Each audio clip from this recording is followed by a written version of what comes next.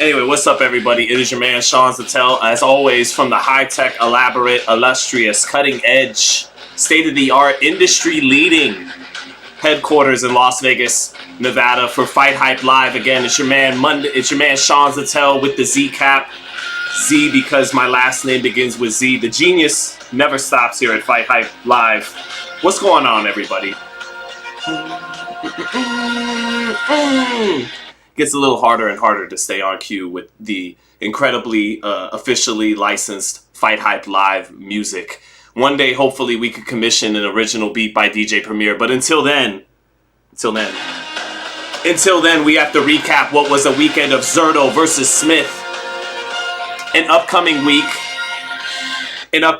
of the greatest middleweight unification, maybe in boxing history, between Vincenzo Gualtieri, my paisan, taking on Janibek Alim Khanalov for the WBO IBF unification. 2 world titles at 160. A tough division right now in terms of searching for high-end talent. Jermell Charlo probably the best when he's at his best at 160, but he hasn't fought in that division or anywhere in 2.5 years, so that'll be a unification. I was kidding when I said, being sarcastic, being a little bit of an a-hole, saying it's the best unification in middleweight history. Obviously, it's not, Vincenzo Gualtieri, big underdog. Watch tape on him. Big underdog against Janibek with good reason. We'll talk about that a little later. We'll talk about Zittel and Smith. Gilberto Zittel Ramirez did his thing. Won a fight that I thought was a lot more competitive than the 3 judges who had it 9 rounds to 1 against Joe Smith Jr. 2 former light heavyweights. One a light heavyweight champion, Joe Smith. One a former super middleweight champion, Zittel Ramirez. And they had a good scrap that I covered ringside. I was there Saturday night at the Cosmopolitan. Good fight. Got out of there early. Golden Boy card. We'll touch on that in a little bit. Just basically, though, that fight was closer than the judges had it. But the right man won, Zittel Ramirez. He should probably go on and fight Badou Jack, another veteran in the cruiserweight division who's got that green belt, the WBC strap. I think that'd be a good fight. Badou Jack and Gilberto Ramirez, 2 veterans with solidly recognizable names in the cruiserweight division. But the best fighter in that division is the young man Jai Opataya, the IBF and Ring Magazine champ. And then alongside Janibek, we also got Tim Tszyu against Brian Mendoza. That's a hell of a style matchup. 2 exciting styles, come forward styles, meeting up with each other. Mendoza likes to box a little bit, wants to walk you into the left hook like he did Fundora. It'll be interesting if he could land that same hook against Tim Tszyu, but otherwise, Tim Tszyu, in my opinion, deserves to be the heavy favorite in that fight. Tim Tszyu is really good.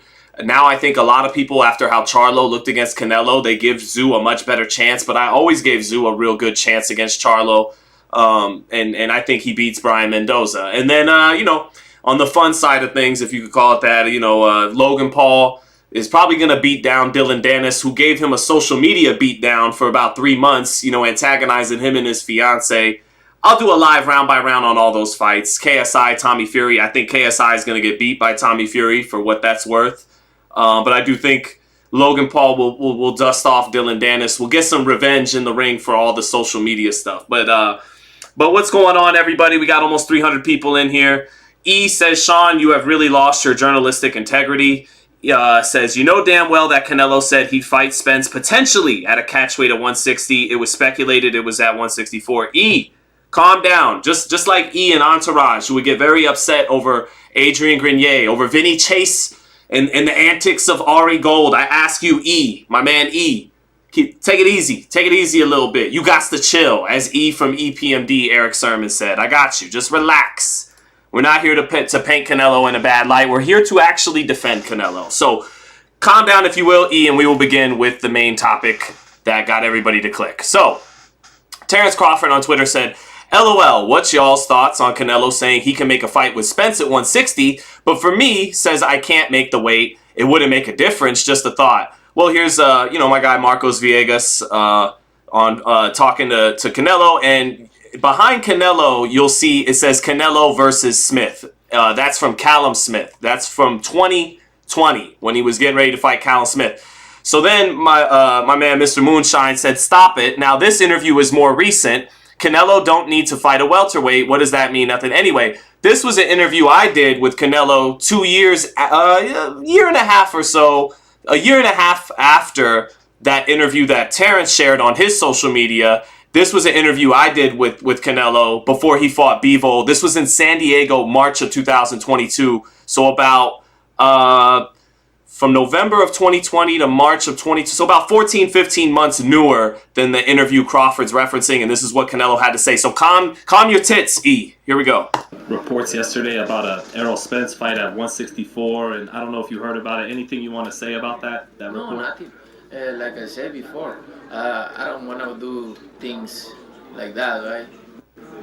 In cash weight 164, why me? I don't need to do that. But what if it's at 60? 168. Huh? 168. Huh? 168. So there you go. That was an interview I did with Canelo, and he wound up shooting down 64, let alone 160. And he basically is saying in that moment, if anything, it's going to have to be at 168 pounds. So now, to be fair to Terence Crawford, when they asked Canelo in the post-fight after he dominated Charlo, they asked him about Terence. He just said he's just not in the plans. So even if Terence is willing to go to 68, which I would assume he would be willing to go to 68, that'd be 3 weight classes, 21 pounds. But I assume that Terence would be willing to do that. And Canelo, it wasn't asked specifically about if he is going to put on the full 21 pounds going to happen, but he did say he's just not in the plans in general. Now, to be fair to Canelo Alvarez, this goes for my man E. This is when I originally this is further ahead of that interview you just saw I did with Canelo in March of 2022. This was in July. This was 2 weeks before Crawford beat Spence, and this is me asking Terence Crawford before anyone asked him about fighting Canelo, and here's what Terence had to say.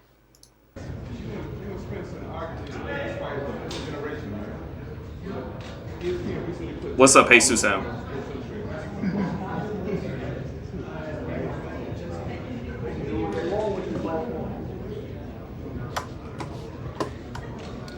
Spencer, there's a coin flip in there. So do you have heads or tails for the ring walk? That's my man Ron. Do you get to pick first on who gets the determination on who gets the head or tails? No. We discussed that. Hey Terence, man. Tank gave a little prediction on the fight. Talked about Errol has a metal shield and you have a glass shield. Talk about the punch resistance. What do you think of Tank's assessment, man? Gonna see. Gonna see. Could he get it in the future? Too little. I mean, you came up from 35, right? He ain't fighting no real guys at 47. So, okay.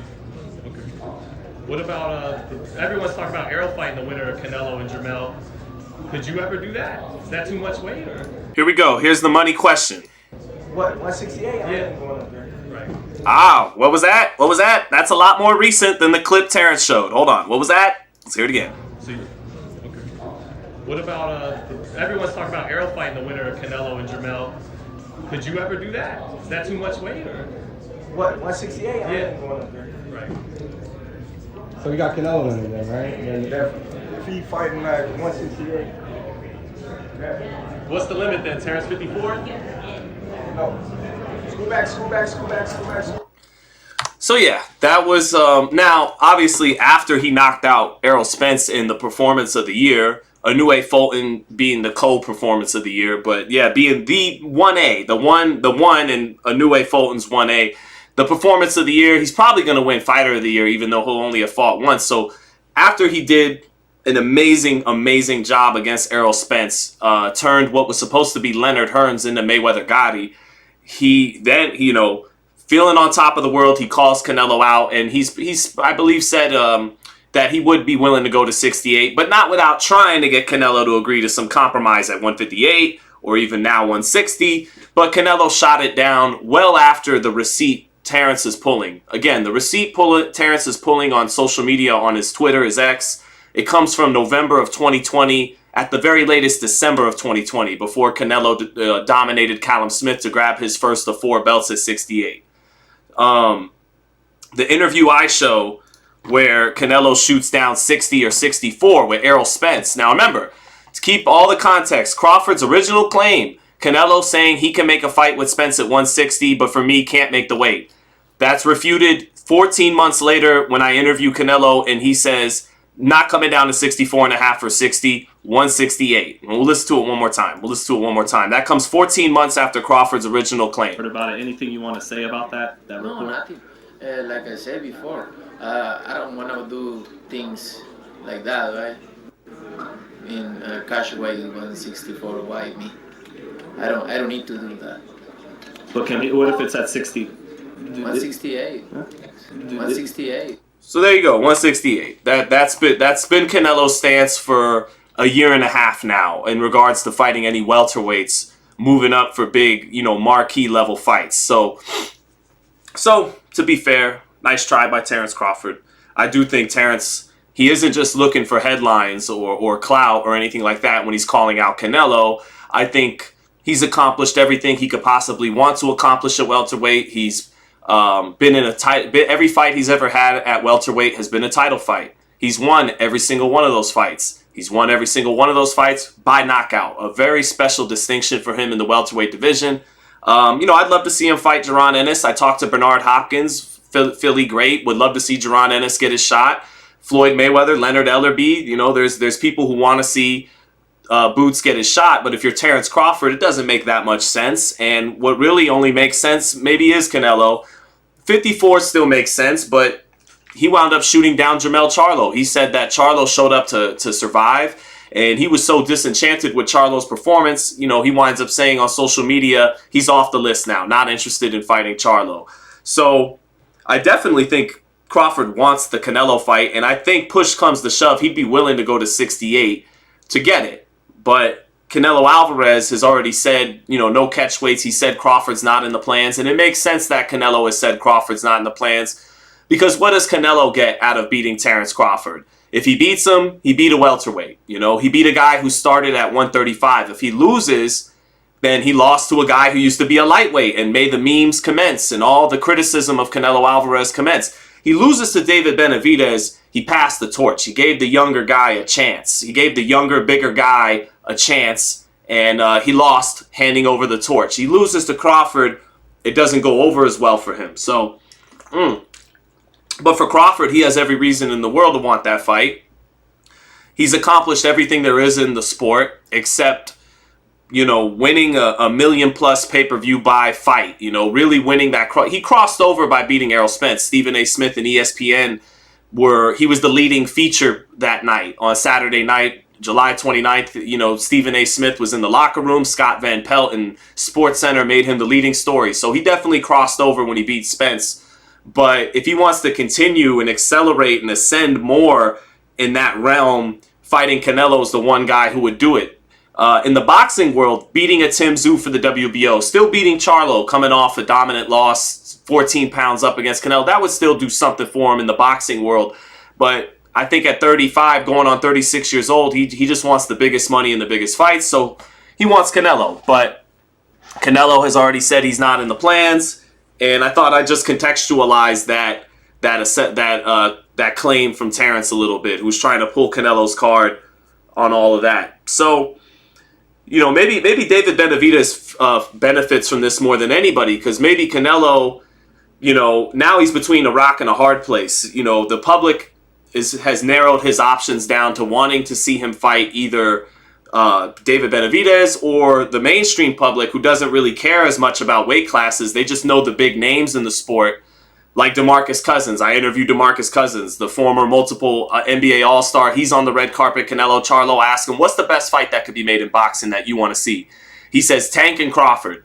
He's not really conceptualizing weight classes and size. He just wants to see big names. So the public wants to see either Crawford or Benavidez. And the only way Canelo could, he's shown in the past he doesn't always care about criticisms. Most elite athletes learn not to for their own sanity.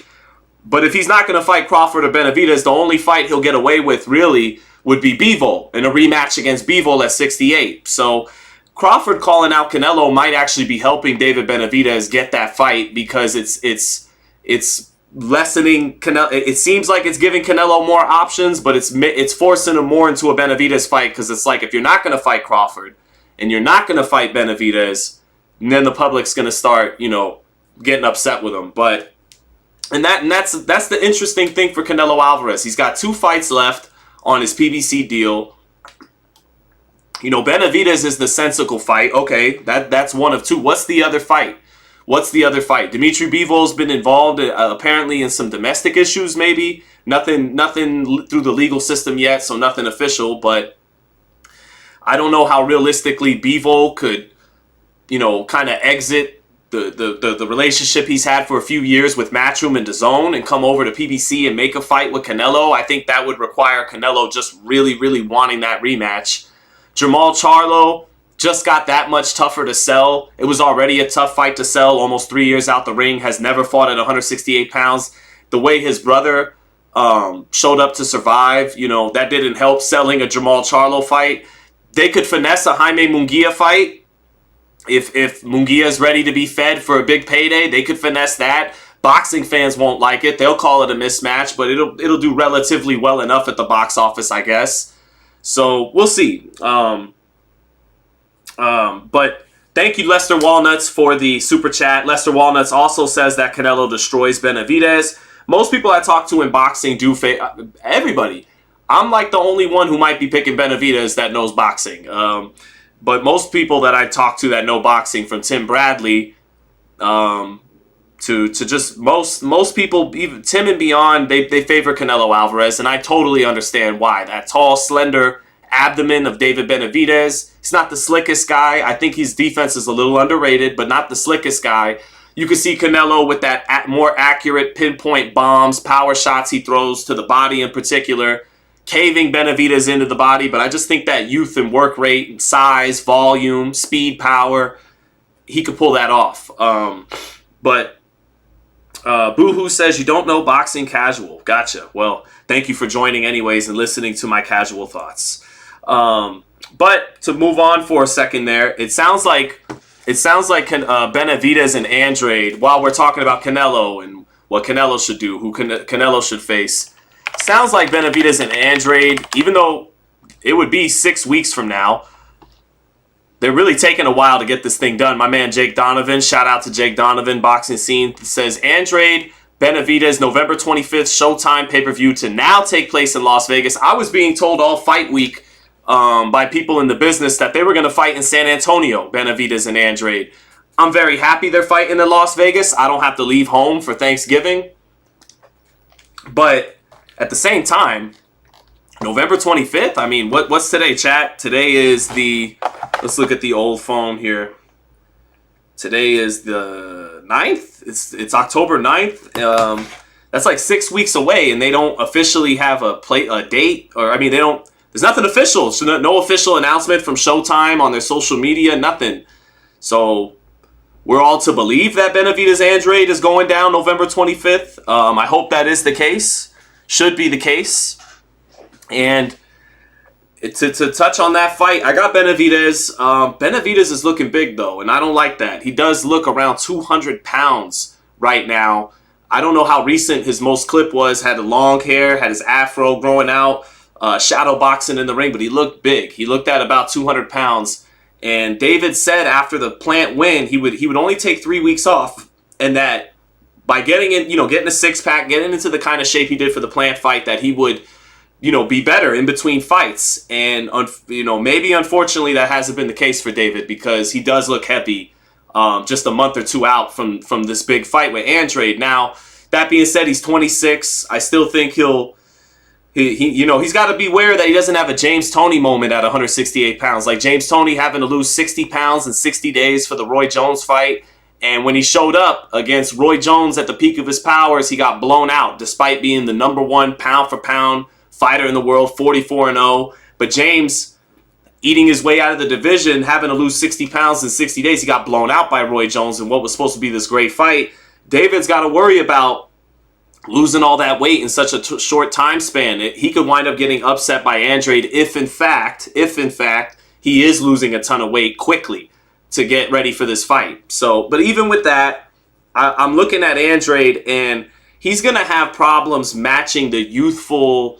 This is something Emmanuel Stewart used to talk about, the youthful enthusiasm of David Benavidez, just his energy, his volume, his willingness to fight and to engage. Emmanuel Stewart used to say that was a problem for boxers as they entered their 30s. It's just dealing with not so much the skill and the smarts sometimes of the younger man, but just his youthful energy, his enthusiasm in the ring.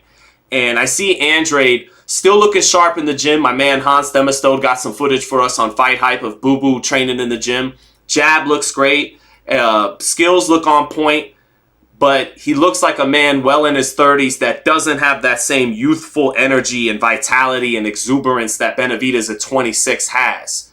You got to kind of, I guess, use your third eye to look at that a little bit. When I'm talking more about demeanor here than skills with their hands and feet. But to take it to the stuff you can see with your regular eyes, you know, the skills and hand speed and all that. Andrade looks a little bit like Charlo did getting ready for Canelo. He looks like a blown up junior middleweight, not the same way that Charlo did, because he had several fights at 160, became a world champion at 160, fought there for half a decade. Now he's had one fight, Damon Nicholson, at 68, and watching him in the gym, he's heavier on his legs. He cannot move around the way he did in his 20s at 154. He's heavier on his legs. Now, he's made up for that in a way by sitting down on the left hand that much more. Hurting guys at 60. He hurt Damon Nicholson a number of times, even though he didn't stop him. But he still looks like a blown-up middleweight, a blown-up junior middleweight. Benavidez is really a light heavyweight sucking down to 168. He's going to be a much bigger man than Andrade when they rehydrate. And I expect this fight to look a little bit like the Caleb Plant fight, where Andrade, like Plant, does very well in the early rounds. Pop-shotting Benavidez on the outside. Keep on the outside where he'll have more of an advantage. Once it's mid to close range, that's Benavidez' territory. Andrade, like Plant, will struggle to get to the second half of the fight and pull off the same things he's having success with early in the fight. And it may he may get stopped, unlike Plant, because he's not a natural 68-pounder like Plant, and he doesn't have the fluidity with his feet the way Plant does anymore. That being said, I think he has a little bit more pop than Caleb Plant, even though he's coming up from 54. He sits down on that straight left hand, that southpaw left hand. He's got a right hook behind it that he could clean up with if you're not defending yourself responsibly. He could shoot the straight left hand, clean up with the right hook. But his legs, Andrade hurts you early and then coasts after about 5 rounds. He's not going to be able to do that with Benavidez. And his defense, his defensive maneuvers, they get a little fatter, I'll say. They get a little wider. They get he doesn't get as sharp on defense as the fight progresses. And Benavidez only gets better as the fight progresses. Now, that might not be the case if he's really killing himself to make weight irresponsibly. That could hurt him big time, and Andrade could pull this off. But I think this is going to be a little bit like Charlo and Canelo. It's a guy who was at 54. Now, again, Andrade is in better shape at 68 in terms of, carrying the weight than Charlo was, because he fought a bunch of fights at 60. But ultimately, he's going to run into some of the same problems Charlo did with Canelo. He's not going to be able to keep this bigger, stronger man off of him, who is going to be relentless coming forward. And I think in the second half of the fight, because he may not have a Kenny Bayless assist, helping him get to the final bell, giving him several timeouts, allowing him to hold excessively like Kenny Bayless let Caleb Plant do, I think Benavidez can stop Andrade in the second half of that fight. He's going to get pop-shotted on the outside early. That straight left hand will be knocking his head up, I'm sure. But by round 5 or 6, kind of like the Plant fight, I think things will change in Benavidez' favor. And Andrade won't have the legs that Plant did. He probably won't have a referee as favorable as Kenny Bayless was to Plant that night. And Benavidez coming off 12 rounds with Plant, you got to think he'll be a little bit better on this stage now, this pay-per-view stage, being on that stage a second time and being at an age where fighters still get better from going rounds at the championship level, 24, 25, 26, 27. That's where you're still ascending. You should be. Not everybody does. So Benavidez might be a little bit better than he was against Plant, and a little less emotional, a little less trying to take this guy's head off from round 1 with power shots, and a little bit more clinical and technical, because there's not the bad blood involved in this fight that there was with Plant. So I think Benavidez wins that fight, but he's got to be wary of not letting this go to the cards, because he's got to show out to where the public is demanding he's the next guy for Canelo. And the way he does that is with a stoppage. It won't be easy. Andrade's never lost. He's never, as Chris Mannix points out to me, Chris Mannix has of DAZN, Sports Illustrated. He's got Andrade. He told me at the weigh-in for Zittel and Smith, "Hey Sean, I got Benavidez. I got Andrade. I know you like Benavidez. I got Andrade." I said, "All right. Well, we'll see. We'll see. May the best man win." But I think in the second half of the fight, it's going to be very tough for Andrade. But he shouldn't let Andrade get to the cards like he did Plant. If he really wants that Canelo fight, the best thing he can do, of course, is stop him. So we'll see if he can do that. I got a couple super chats I got to get to. We got almost 500 people rocking with us. Thank you, everybody. First, I got from FMG Films, who donated a fat 20 sack. I appreciate that. Thank you, brother. FMG Films says, "Sean, what's good, brother? I just rewatched GGG Canelo 2. And I was surprised by Canelo's gas tank. He came forward most of the fight and didn't really fade. What do you think has caused him to fade in the second half of fights recently?" FMG Films, on one of my lives heading into the Ryder fight, I was down in San Diego and I asked Canelo about that gas tank, exactly what you're talking about. I brought up that exact fight, Canelo Triple G2, because I said, "Canelo, are you going to have," because at the time, we all thought we were headed for the Bivol rematch. This is before he agreed to the 3-fight deal with PBC. This is him getting ready for John Ryder back in March. He winds up fighting Ryder in May. So I'm in San Diego. I say, "Canelo, are you going to have to do in the Bivol rematch what you did in the Golovkin rematch? In the first Golovkin fight, you threw 500 punches. In the second Golovkin fight, you threw 622 punches. You threw 10 more punches per round, 120 more punches, 10 more punches per round over 12 rounds." And he told me, "That's exactly what Eddie Reynoso told me we needed. Eddie said we need 10 more punches per round." I was like, wow, And he said, "That's exactly what Eddie told me we needed for the Golovkin rematch." He said, "That's exactly what I'm going to do for the Bivol rematch." Turns out no Bivol rematch just yet. He signs a 3-fight deal with PBC. But Canelo, that's exactly why he explained why his gas tank was better than ever in the Golovkin rematch. And I thought he maintained that gas tank all the way through the Caleb Plant fight. And then he went back to some bad habits stamina-wise and for Bivol, for Golovkin Part 3, and even for John Ryder. He got tired early in those fights and couldn't push himself, couldn't push his limit like he did against Golovkin in the rematch, like he did against Plant. So why do I think he's faded in the second half of fights? Canelo blames it on not being at 100% health-wise, having hand injuries and having knee injuries. Hand injuries that prevent him from going all out on the heavy bag, going all out on the mitts with Eddie Reynoso, and knee injuries that prevented him from his road work. So now Canelo says, "I've gone up to Tahoe, the knees healed, the hands healed, I'm getting my full workouts in," and that's why, in his words, nobody beats this Canelo. FMG Films, he certainly didn't get tired against Charlo, but he threw 32 punches around. He threw 385 punches total against Jermell Charlo. Against Golovkin in that rematch that you're referencing, he threw 622 punches. Let me do the quick math. 63. That's 237 more punches than he threw against Jermell Charlo. 237, 240. That's 20 punches extra per round. 20. So if I'm right now, I might be getting a little off course. But he threw about 240 less punches against Charlo than he did in the rematch with Triple G. So kind of like Deontay Wilder's chin against Helenius. Like, we don't really, just like Wilder's chin wasn't really tested against Helenius, Canelo's gas tank wasn't truly tested in that 12 rounds against Charlo, because Charlo offered very little resistance, and he let Canelo fight at a Sunday afternoon pace, 32 punches per round. Canelo's not going to get tired fighting at that pace. So, to me, his gas tank being all the way back to where it was in 2018 against Golovkin through the Plant fight, that remains a question mark, because 32 punches per round, of course he's not going to get tired against Charlo doing that. Let's see against Benavidez, who throws more than double that per round in the second half of fights. Gets up to 70, sometimes 80 punches per round.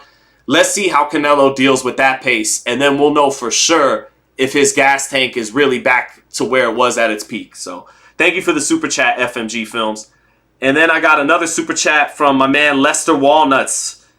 Just dropping me $5. Lester Walnuts has no questions. He just dropped the $5 on me. He's got 5 on it. Thank you, sir. So Boxing Realm says, when Benavidez knocks the doo-doo locks off Andrade and Canelo, knocks... Okay, never mind. That was getting a little racial there. I'm good on that. Let me see here. Tay-Day. What's up, Tay-Day? Good to see my man Tay-Day. Weedy Gonzalez in the chat. Fresh BX. School of Skills. What's going on? Andrew G. Daisy Sanchez says, only fight I want to see is Canelo versus Bivol. Win, lose, or draw. I would like to still see that fight before Canelo hangs him up. I'm with you. Let's see. Molly Mall, thank you for the super chat. Molly Mall says, if Bud promotes it, him and Boots is a mega fight.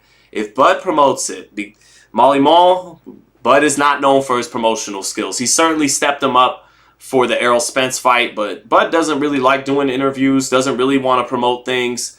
That's something he didn't really like doing in his 20s. He did it for Spence.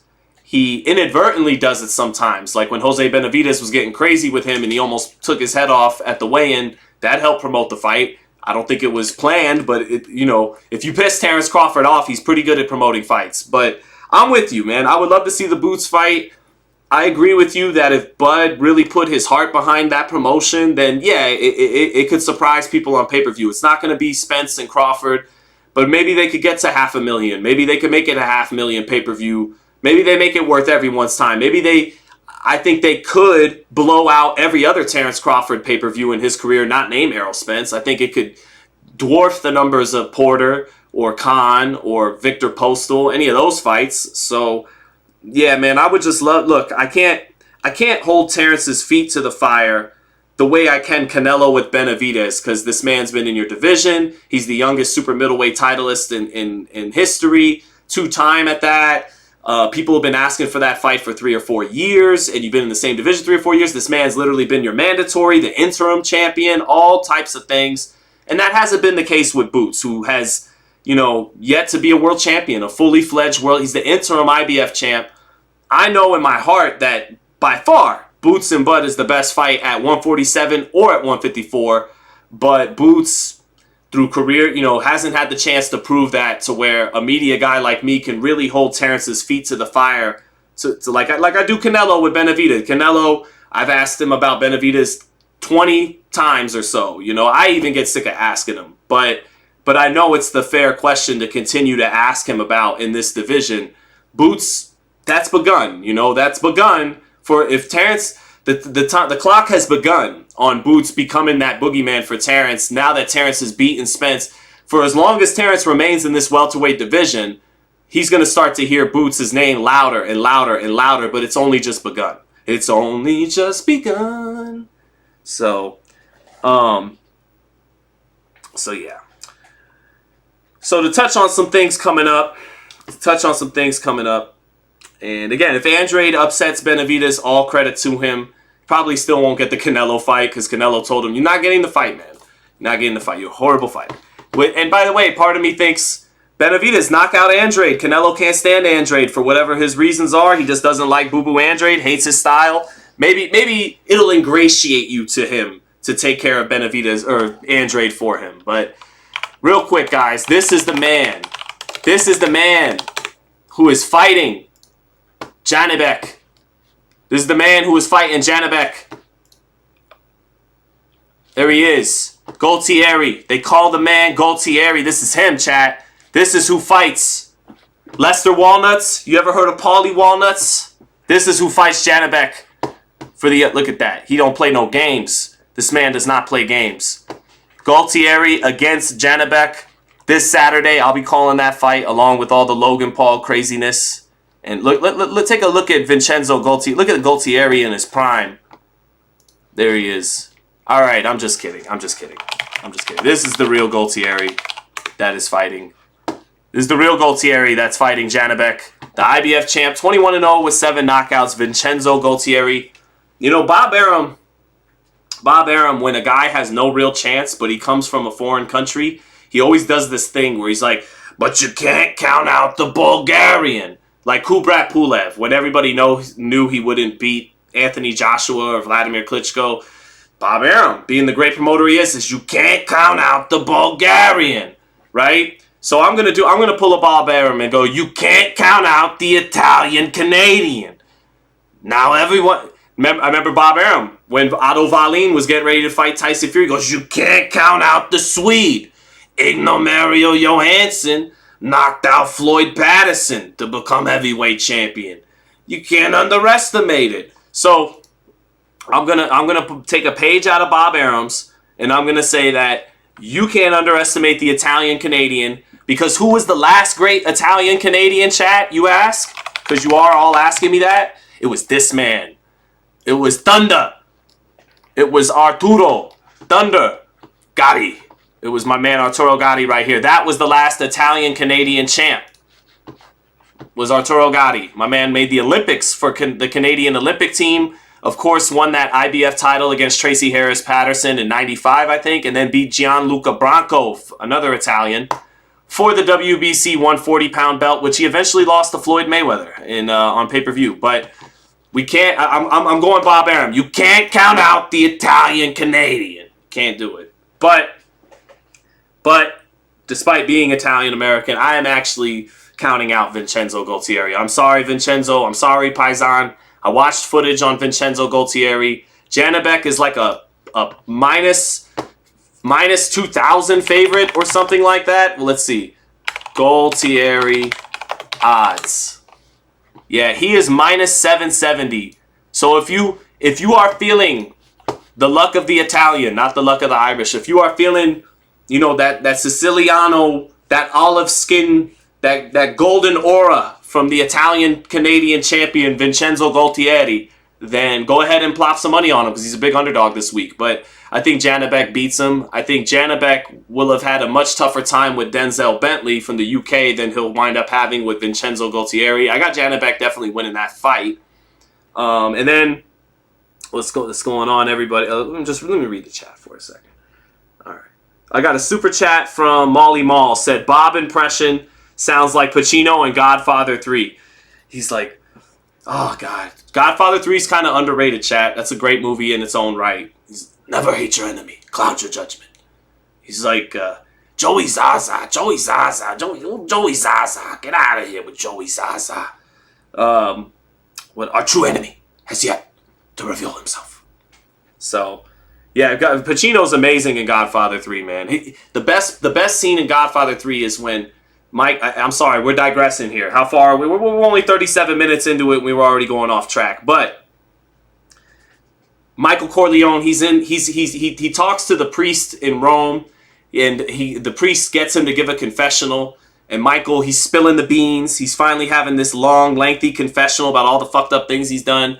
And he's like, I killed my brothers. I killed my brother. I killed my father's son. And he just starts crying and taking it in. That's where I killed my father's son.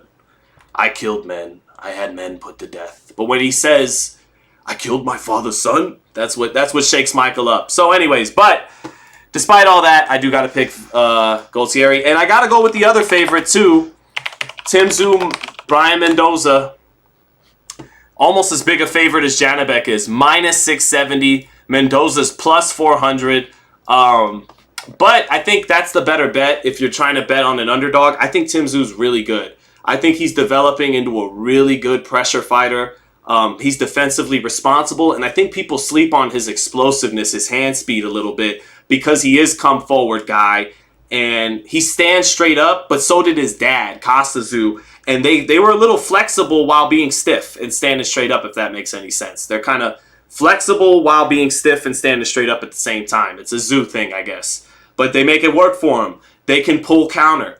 They can pin you on the ropes like Canelo did with Charlo, and they can pull counter. Pull their body weight back, boom, pop, pop, and come right back with the counter. He's got the pull counter.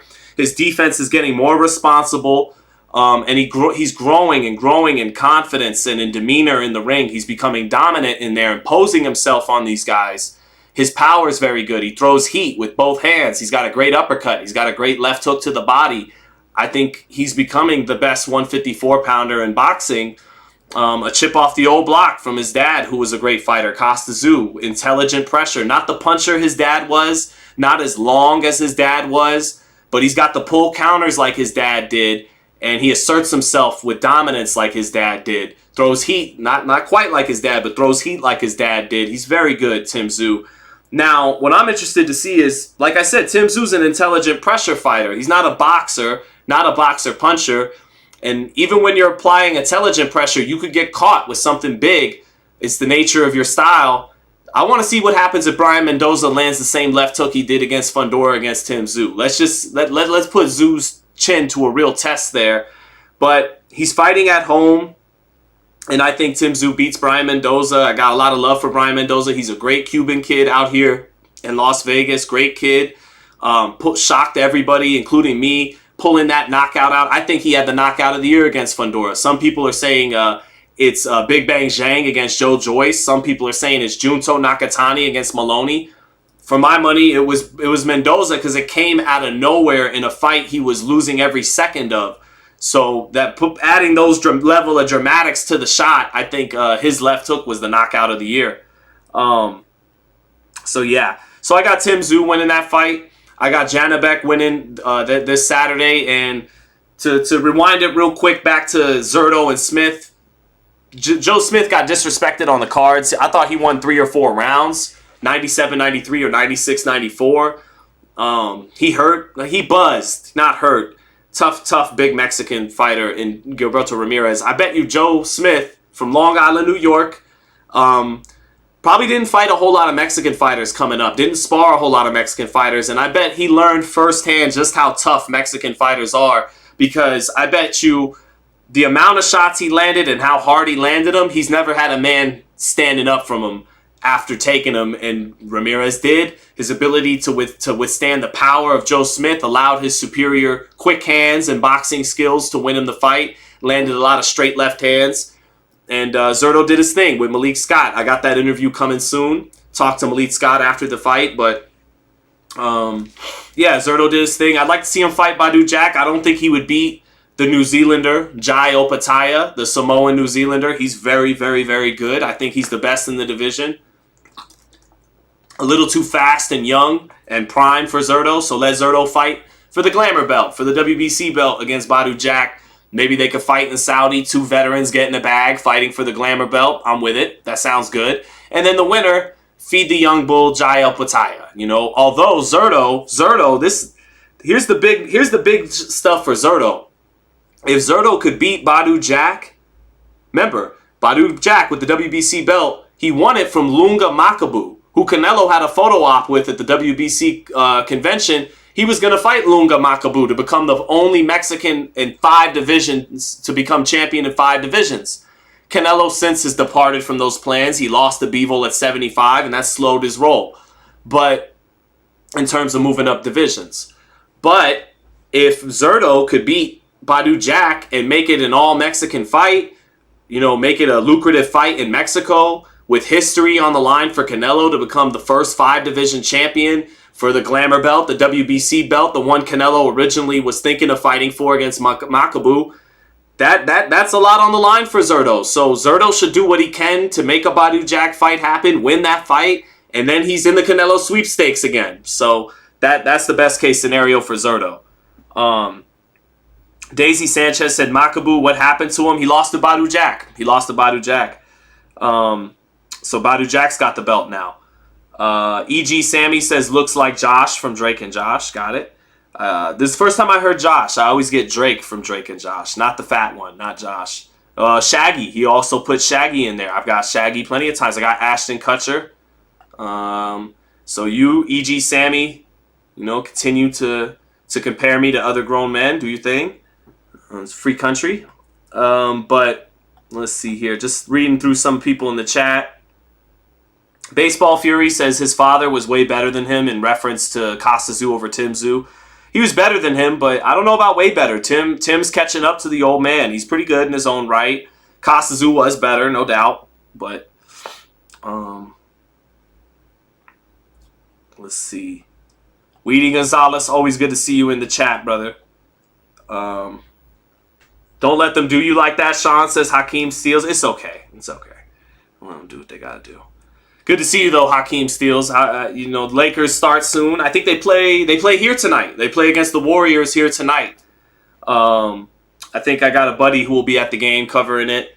I'll be covering Monday Night Football tonight, chat. So I might get off in a little bit because I am covering Monday Night Football. Covering the Raiders against the Packers. The Raiders got to win this game or else they should start thinking of Caleb. You know, while I got you, chat, I actually even wrote an article about the game tonight. Let's check it out for just 1 second. While I got your attention. Talk just 1 minute of football.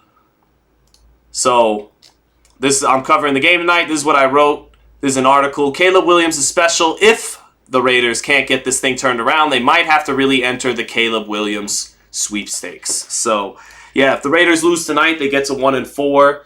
They got to start thinking of trading Devontae Adams, who's still in his prime. He played for the Packers. He plays his former team tonight. Devontae's still one of the best receivers in the NFL. He turns 31 in December, so that his prime isn't going to be forever. He doesn't have all day to wait for this team to rebuild. He said that to me and some other reporters 2 weeks ago after they lost to the Steelers on Sunday Night Football. So it's now or never for the Raiders. They got to start winning games like right now, tonight. Or else it's time to start thinking of a rebuild. Time to start thinking of trading Devontae Adams for a high draft pick and thinking of, going after Caleb Williams, tanking for the number 1 pick. Caleb Williams is special at a USC, so they got to think about that. The Niners, my 49ers are 5-0. They looked amazing last night. I'm very satisfied with how they looked. 42-10 over the Cowboys. They might actually really win the Super Bowl finally in this window. So yeah. So Hakeem Steels approves of going after Williams. I'm saying, unless they can get a streak going now, but this team's ceiling with the Raiders is at best winning a wild card game and exiting in the second round. And the worst place to be in the NFL is somewhere in the middle. You either want to be one of the top 3 or 4 teams competing for a championship, or one of the worst 3 or 4 teams in position to draft a franchise-changing player. So, but I know this is fight hype. This is not football hype, and we'll get off that. So we'll get off that. So yeah, Zoo. I got Zoo this weekend. I got Logan Paul over Dylan Dennis. I got Tommy Fury over KSI. I got Janabek over Vincenzo Gualtieri. Those are the picks for this Saturday, chat. I got Benavidez over Andrade. So I got Fury over Ngannou. I got Fury over Usyk. If they actually fight this year, I doubt it. That fight's got to be pushed back to January, I would think. So yeah, chat. But chat, if there's anything else you guys want me to touch on, Tay Day says can't wait for the live commentary. I can't either. It's gonna be fun Saturday. I'm gonna chill in the office, order some food, maybe eat some burgers, have some people on, have my man Hans Themistode on early before the fights. Maybe have my boy Hasim Rahman Jr. jump on before the fights.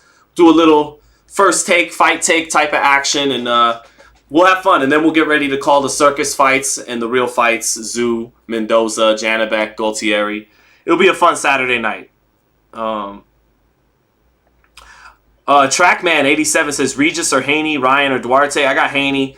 I think Haney's on a mission to go through multiple weight divisions and be on the top, be in the top pound for pound list, the top 10 pound for pound list for the next decade. So I don't think Regis is going to impede that progress. December 9th, I'll be there in San Francisco to cover it.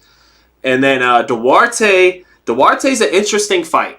I asked Oscar about Duarte, and you know what? Here, we'll check that out real quick, chat. I got an interview with De La Hoya about the Duarte fight from over the weekend when I was covering the Zerto fight. Let's take a look right here.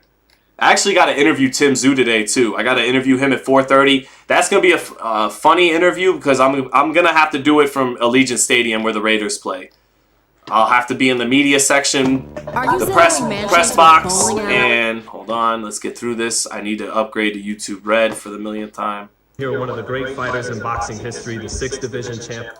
So here's me asking about Duarte. Now that I talked to Bob Arum yesterday, slowing down naturally. He's getting older. That's what happens. Is he going to be around for a bit longer? Absolutely. In big fights, yes. Let's make those fights happen. So I strongly think that that boxing right now is on the verge of something really big.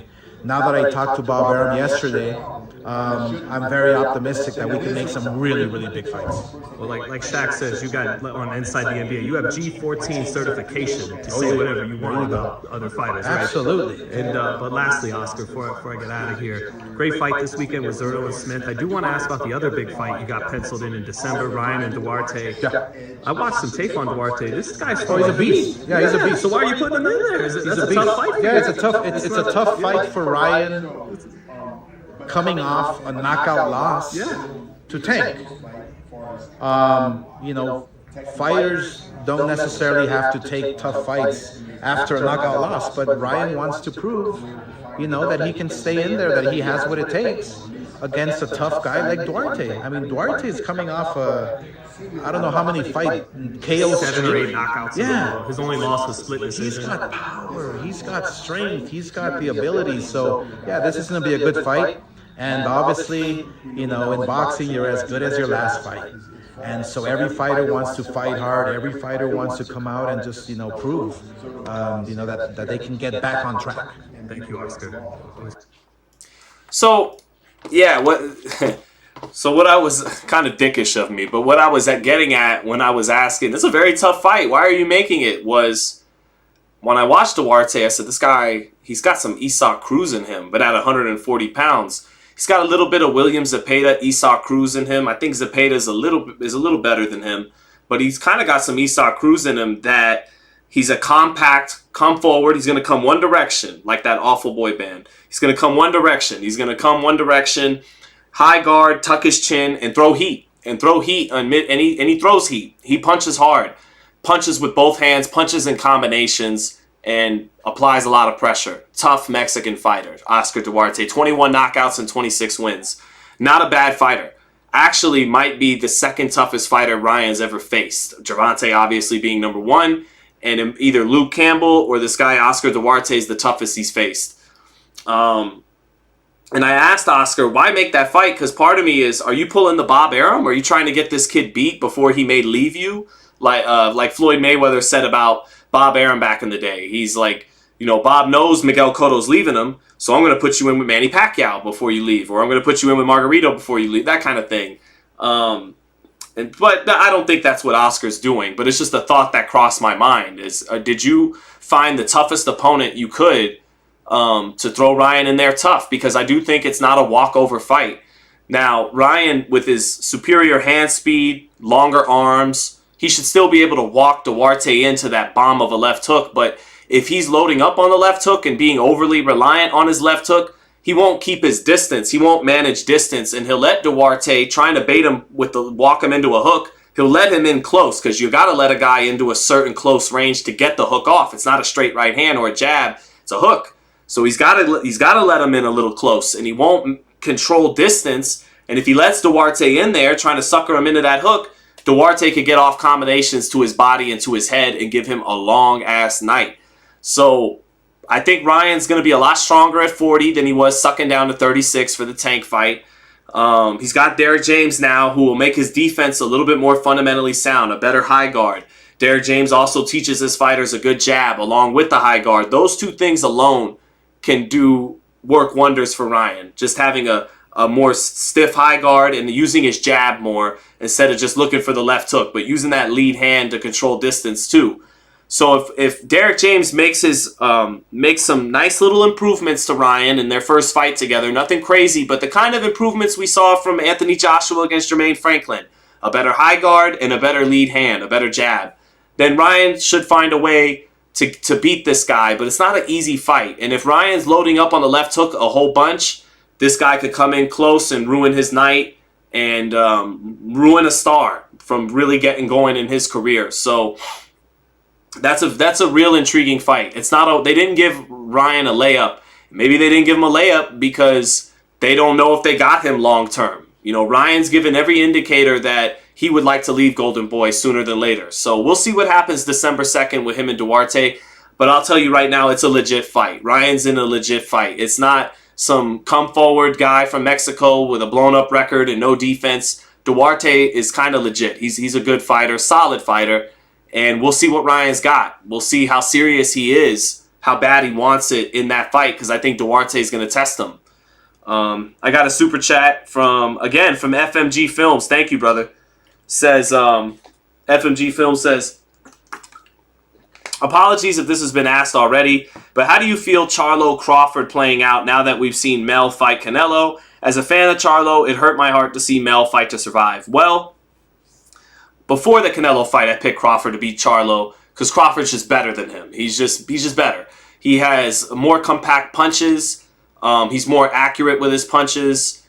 That alone. He has more of an assortment of punches, and they're more compact. His uppercut, his right hook, the way he puts punches together in combination is more pinpoint and technical and precise than Charlo, who fattens up on his combinations, and he knows that, and that's why he didn't throw a lot of combinations against Canelo, because like I said in my tape studies, in my breakdowns before they fought, Charlo is not as compact a puncher as Canelo. So he knows when he opens up and throws combinations and gets a little fat on the shots, Canelo with the more compact shots is going to find the mark in between those punches and could have knocked him out. And so that's why he didn't throw combinations. Same problem against Crawford. Crawford is the best in the business at punctuating exchanges. If you open up with him and exchange with him, he is the best counterpuncher in boxing, and he knows how to punctuate exchanges better than anybody else in the game, in my opinion.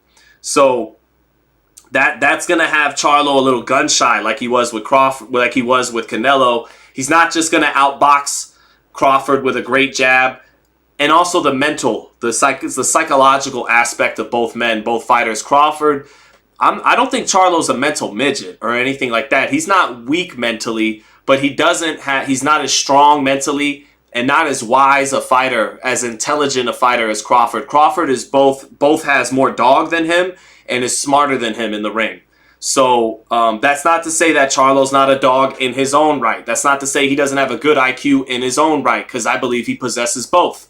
But Terrence's are on a different level. So for all those reasons I mentioned, how much better he is in the exchanges, the best counterpuncher in the game, and the psychologically stronger and smarter than Charlo, I think Crawford beats Charlo. You know, I thought that before Canelo, and I definitely think that. I still think that. That's why I want to see Crawford fight Boots. I think that's the best fight for Crawford in terms of competitiveness, in terms of high-level championship boxing, the kind of fight it would produce for fans. I think it's Boots. But Crawford's starting to turn this into Canelo or bust. He says, no Keith Thurman, no Danny Garcia. I passed them up. Charlo, nope, you're not on the hit list anymore. Boots, you're too young. So all he wants is Canelo. So he's turning it into Canelo or bust, and it might be bust. We'll see. So we shall see. But all right, chat, we're closing in on about an hour. Please hit the like if you did enjoy today's live. You know, it definitely helps to hit the like. And outside of that, man, thank you FMG Films for the super chats. Thank you everybody else. Let me see. I think let me see something else. Weedy Gonzalez says Sean looks like he could be a member of One Direction when he cuts his hair. Fair enough. Maybe I should stop dissing them for that alone. Tay-Day, Clarissa Shields versus Alicia Bumgarner. Clarissa Shields all day. She's too big. She's too big for Alicia Bumgarner. Too big. If they were the same size, it'd be an interesting fight because Bumgarner sets more traps than Clarissa. But even if they were the same size, I got Guo. I got Clarissa Shields. Bumgarner would struggle with the pace that Clarissa could set. Bumgarner likes to slow that pace down and not, you know, most women fight at a fast pace because they fight 2-minute rounds. Bumgarner fights like men do in 3-minute rounds. She slows the pace down, sets up traps, wants to make her punches count with she's more economical with her punch selection. Clarissa still just throws 10 punch combinations. I think her pace, even if they were the same size, would be too much for Bumgarner. But it'd be a fun fight. Now, with size coming into play, it's a mismatch. It's a one-sided fight for Clarissa. Clarissa is who she says she is. She's the GOAT. I think no one's going to beat her in the foreseeable future. She is the best female fighter alive in boxing. And she's earned it through her accomplishments. 2-time gold medalist, 3-time undisputed champion, 3-division champion. Never come close to losing a fight. So, Clarissa all day. Good to see you, Tay-Day. Good to see you, Tay-Day. I'd ride with Bumgarner if they were the same size as Weedy Gonzalez. I still think that pace would be too much for her. For example, I think Clarissa would dominate Michaela Mayer if they were the same size. Alicia didn't dominate Michaela. She beat her. She was a step ahead of her, but it was a very competitive fight. For comparison's sake, I think Clarissa wouldn't have struggled as hard with Michaela. And Michaela's a good fighter too, but Shadeja Green, Weedy Gonzalez, good fight. That's the best fight out there for Clarissa. Clarissa's too fast. Her hand speed, the hand speed difference, and she's a better athlete than Shadeja. Shadeja's soft around the midsection, doesn't keep herself in the kind of elite shape that Clarissa does. And then Clarissa has a better jab than her. She's faster than her and is in better condition than her. Shadeja, like Alicia, fights a little bit more with the pro style than Clarissa. She sets traps. She's got a nice shoulder roll, punches hard. It's the best fight out there for Clarissa, but Clarissa beats her. So yeah. But all right, chat. We're hitting an hour. Let's see. Eduardo Chavez says, you bite your tongue. Careful not to say anything about a black dude, but we'll say he's not an easy fight. He's skilled, not just some come-forward fighter from Mexico. Man, you ride the PBC, BBC. Eduardo Chavez, I don't know why you like to think of BBC in your brain, why you must utter it multiple times in the chat. But when it comes to, not saying this or that about a black fighter, I picked Canelo to knock out Charlo. I suspected Charlo would come to survive. I said Charlo. I really can't have my way with any of you race hustling fans like you, Eduardo Chavez, or black fans that do the same thing. I get black fans saying, look at you writing off Charlo, meat riding Canelo, downplaying the black fighter, when I was just trying to say Canelo's going to win the fight and that Charlo isn't being his usual confident self. On the other side, people like yourself, you won't say anything about PBC, BBC. You hate on the come forward, tough Mexican fighter, all that stuff. So I can't win with you people, and I don't want to win with you people. Go ahead and think whatever you'd like to think, sir. But I will have to point out, we did start off the live by pulling receipts that actually helped Canelo's case against Crawford than the other way around. But I shouldn't even get bogged down in this level of conversation. You enjoy the live, Mr. Chavez, and have a good day. But yeah. So with that said, I'm going to get up out of here. Thank you, everybody, for joining me today. Everyone have a good one. Enjoy the rest of the week. I'll be at Monday Night Football. I go to Disneyland tomorrow to meet with my family for their Halloween themed stuff. My wife loves that shit. She's already in LA with the family, with my son. They're at Disneyland today. I will meet them tomorrow morning. I'll be back for sure Saturday night doing a bunch of round-by-round commentaries for Zu Mendoza, for the Logan Paul and Dylan Dennis, and for Vincenzo Galtieri against Janibek. Probably be live at some point before Saturday with a fight take Friday, something like that. But and then, of course, if any breaking news comes through the sport, we'll be here to talk about it right when it happens. But outside of that, everyone have a great rest of the Monday. God bless you all.